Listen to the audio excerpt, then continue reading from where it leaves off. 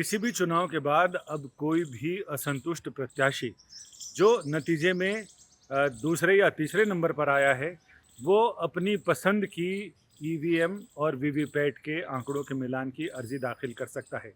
निर्वाचन आयोग ने इस मामले में एसओपी यानी स्टैंडर्ड ऑपरेशन प्रोविजन वो जारी कर दिया है और एसओपी के मुताबिक अभी तक तो ये था कि 5% किसी भी चुनावी हलके से 5% ईवीएम और वीवीपैट के आंकड़ों का मिलान होता था, यानी ईवीएम में जितने वोट डले हैं उतनी ही पर्चियां वीवीपैट में हैं या नहीं, और किसको वोट डले हैं इसका मिलान कर लिया जाता था।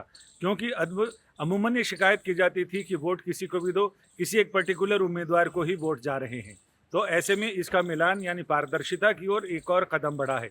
निर्वाचन आयोग को सुप्रीम कोर्ट ने इस मामले में एक फैसले में ये कहा था कि निर्वाचन आयोग ये सुनिश्चित करे कि 1% की जगह 5% ईवीएम का मिलान किया जाए, और साथ ही ये भी कहा था कि कोई भी उम्मीदवार, जिसमें ये तय हुआ था कि कोई भी उम्मीदवार जितनी भी मशीनों और ईवीएम और वीवीपैट की गिनती फिर से करवाएगा यानी सत्यापन करवाएगा, उसके लिए उसे 14,000 रुपये पर ईवीएम के हिसाब से उसे शुल्क देना पड़ेगा।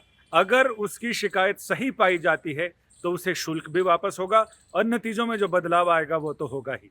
इसके साथ ही अब निर्वाचन आयोग ने अब इसका एसओपी जारी कर दिया है, क्योंकि सुप्रीम कोर्ट ने जो ऑर्डर दिया था, अब कहें तो सही मायने में उसका परिपालन हो गया है।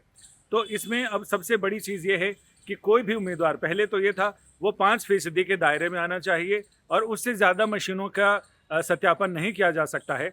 और इसके साथ ही ये तय कर दिया गया है कि इससे न केवल पारदर्शिता होगी, बल्कि किसी भी तरह की चुनावी शिकायत उसे दूर करने में और हारे हुए प्रत्याशी को संतुष्ट करने में इसमें कामयाबी मिलेगी। यानी लोकतंत्र सबके लिए, सबके सम्मान के लिए, सबकी गरिमा और संतुष्टि के लिए, इस ध्येय वाक्य की ओर निर्वाचन आयोग ने आगे बढ़ने के लिए कदम उठा लिया है। और साथ ही जो सुप्रीम कोर्ट ने आदेश दिया था, उस आदेश की भी परिपालना कहें तो एक मायने में पूरी हो गई है।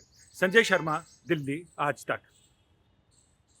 अगर हम कहें कि सुप्रीम कोर्ट ने जो आदेश दिया था उसकी परिपालना भी निर्वाचन आयोग के इस एसओपी जारी करने के साथ ही पूरी हो गई है। चुनाव आज तक के लिए संजय शर्मा, दिल्ली से।